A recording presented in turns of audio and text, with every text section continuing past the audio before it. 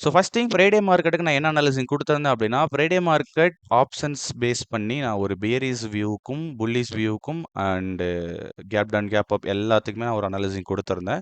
So அதில ஒரு analysis தான் என்ன சொல்லியிருந்தேன் அப்படின்னா, இன்கேஸ் மார்க்கெட் கேப் அப்போ இல்ல 25,200 பிரேக் பண்ணுது அப்படின்னா, டெஃபினட்டா 25,260 ரீச் ஆகும்.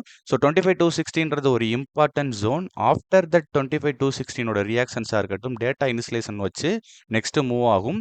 இன்கேஸ் அப்சைடு உங்களுக்கு சப்போர்ட் இருக்கு டேட்டால அப்படின்னா, கண்டிப்பா 25,300 ரீச் ஆகும் அப்படின்றது போல தான் ஃப்ரைடே மார்க்கெட் வீடியோல செகண்ட் அனாலிசிங்கா குடுத்திருப்பேன். ஏன்னா ஃபர்ஸ்ட் அனாலிசிங் நான் பியரிஷ் சைடு இருந்தேன். அதுல செகண்ட் அனாலிசிங் தான் கிளியரா ஒர்க் அவுட் ஆயிருக்கு. ஸோ அதுல ஒரு என்ட்ரி எடுத்திருந்தோம். அந்த என்ட்ரிக்கான ப்ராஃபிட்ஸும் சரி, டிஸ்கார்ட் என்ட்ரீஸையும் நான் இன்ஸ்டாகிராம்ல போஸ்ட் பண்ணியிருந்தேன் அந்த டேவே. ஓகேங்களா? ஸோ அங்க இருந்த ஆப்ஷன் அனாலிசிங் அந்த ஒரு டவுன் சைட் வியூ தான் இன்னைக்கு மார்க்கெட்ல கேப் டவுன் சப்போர்ட் பண்ணுச்சு. ஸோ அதுக்கப்புறம் market full and full consolidation. So இன்னைக்கு மார்க்கெட் சொல்ற அளவுக்கு பெரிய டேட்டாஸ் எதுவுமே கிடையாது. பட்